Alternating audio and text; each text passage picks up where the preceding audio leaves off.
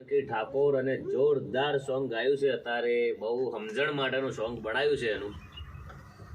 અને અત્યારે બહુ મસ્ત ગાહે ત્રીજું ભણે છે બહુ ઓછી ઉંમર છે પણ બહુ મસ્ત ગાઈ છે વિડીયો વધારે અત્યારે શેર કરજો સપોર્ટ કરતા રહેજો